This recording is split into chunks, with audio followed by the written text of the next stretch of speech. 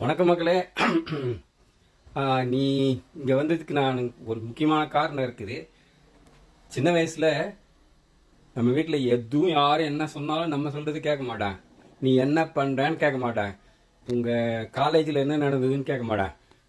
உங்கள் ப்ராஜெக்டில் என்ன பண்ணுறீங்க, யார் ஃப்ரீ, அதெல்லாம் ஒன்றுமே கேட்க. கிரிக்கெட் ஆட போனேன், கிரிக்கெட்டில் எவ்வளோ ஸ்கோரு என்ன, அதை கேட்க மாட்டேன். ஒன்று தான் கேட்பான், நீ என்ன சாப்பிட்றடா அப்படின்னு கேட்பான். காலையில் என்ன சாப்பிட்ட, சோறு சாப்பிட்டியா, இன்னும் டீ சாப்பிட்டியா, இன்னும் சாதம் சாப்பிட்டியா, அடை சாப்பிட்றியா, தோசை சாப்பிட்டியா, மெசேஜ் பண்ணவே இல்லையே, இப்போ என்ன சாப்பிட்டேன்னு எனக்கு தெரியாது. என்னவோ நம்ம லைஃபே ஒரு ஃபுல் டைம் ஈட்டிங் காம்படிஷன் மாதிரி ஆக்கிடுவாங்க. ஆனால் வீட்டில் ஒரு பெரிய பிரச்சனை. இப்போ குழந்தைகள்லாம் ஃபீல் பண்ணுறாங்க, நம்ம பேரண்ட்ஸ் வெர்சஸ் டெக்னாலஜி. ஒருத்தன் அம்மாவுக்கு ஸ்மார்ட் ஃபோன் கொடுத்தோன்னா அவங்க அம்மா முதல்ல கேள்வி என்னதுமா, இது முழுசான ஃபோன் தானே இல்லை ஆஃப் ஃபோனா அப்படின்னு. அது ஏதோ அந்த மாடல் பார்த்துட்டு இந்த ஃப்ளாப் ஃபோனை பார்த்துட்டு கேட்குறாங்க. வாட்ஸ்அப்பில் லாஸ்ட் சீன் அப்படின்னு காட்டுறதுன்னு சொன்னால் அந்த அம்மா சொல்கிறாங்க, இது என்ன போலீஸா, நீ எங்கே போன, யாருக்கு தெரியும், எப்படி இருக்க, இதெல்லாம் கூட காட்டணுமா, அப்போ தான் புரிஞ்சுதா, எப்போ பாரு ப்ரைவசியே இல்லை இங்கே அப்படின்னு. சரி, அம்மாவுக்கு தான் ப்ரைவசி இல்லையே அப்படின்னு சொல்லி அந்த பையன் காத்தால 7 மணி, எங்கடா இருக்க, காத்தால 7 மணி என்ன ப்ரைவசி, எங்கே இருப்பான்னு தெரியாதா உங்களுக்கு, அது கேட்குறாங்க. அது ப்ரைவசி வயலேஷன் இல்லையான்னு கேட்குறான். காலைல 7 மணிக்கு உள்ள இடத்த எப்படி அவன் சொல்ல முடியும்? இதை விட பெரிய ஆட்டோ கரெக்ட் பிரச்சனை ஒன்று இருக்குது. ஒரு நாள் நான் பாஸுக்கு மெசேஜ் அனுப்புனேன், sir I'll be in office in 5 minutes அப்படின்னா அதுவே ஆட்டோ கரெக்ட் பண்ணிடுச்சு.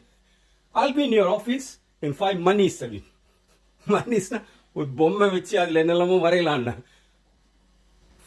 அது மாதிரி திருக்கிட்டு போயிட்டாரு பாஸ். ஆனால் அதுக்கப்புறம் சிரிக்க ஆரம்பிச்சிட்டாருன்னு வச்சு. இந்த ஆன்லைன் ஷாப்பிங் இருக்குது, அது ஒன் சைஸ் ஃபிட்ஸ் ஆல் அப்படின்னு சொன்னால் கோபமாக தான் வருதுங்க. ஏன்னா லாஸ்ட் டைம் ஒரு டிஷர்ட் பண்ணேன், வந்துருச்சு, போட்டு பார்த்தா நான் பேராஷூட் மாதிரி இருந்தேன். நானே என்னையே பார்த்தா பேராஷூட் மாதிரி. ஒன் சைஸ் ஃபிட்ஸ் ஆல் இல்லை, ஒன் சைஸ் கன்ஃபியூசஸ் ஆல். அப்புறம் டயட்டிங், கீட்டோ, பேலியோ, இன்டர்மீடியன்ட் ஃபாஸ்டிங்னா என்ன தெரியுமா, காலையில் 8 மணிக்கு தோசை சாப்பிட்டேன், அடுத்த மீல் 12 மணிக்கு வெஜிடபிள் பிரியாணி. இது ஃபாஸ்டிங் இல்லைங்க, ஃபாஸ்டாக சாப்பிட்றோன்னு புரியுது இது. ஆனால் நம்ம வாழ்க்கையில் ரொம்ப ரிஸ்கான விஷயம் ஒன்று இருக்குது. அதுதான் என்ன தெரியுமா, வைஃபை எப்போவுமே இருந்தால் தான் நம்ம காலம் தள்ளும். வைஃபை பஃபர் ஆகுதுன்னா வாழ்க்கை அமைதியான ஆள் கூட வைஃபை ஸ்லோ ஆனா ரவுடி மாதிரி ஆகும்.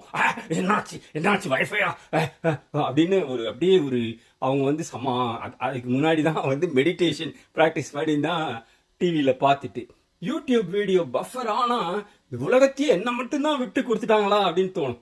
ஐயோ எனக்கு தான் என் ஃப்ரெண்ட்ஸ் எல்லாம் ஒழுங்கா இருக்குதான், உடனே அடுத்து ஒரு ஃபோனை போட்டு இன்டர்நெட் எப்படி இருக்கு மச்சி அப்படின்னு கேட்டுவான். சரி, நான் பேசினா மாதிரி வீட்டில் பேசினா வீடு இருக்காது, அதான் இங்கே பேசுகிறேன். சரி மக்களே, நீங்கள் எங்கே போய் பேசுகிறீங்க, லாஸ்ட் சீன் பார்த்துக்கிறேன். லாஸ்ட் சீன்னா மீனிங் வேறு, ஆனால் you keep it up last. சரி மக்களே, போடுங்க ஒரு லைக்கு ஏதாவது. Thank you, you guys were amazing. Okay, see you. I drop it.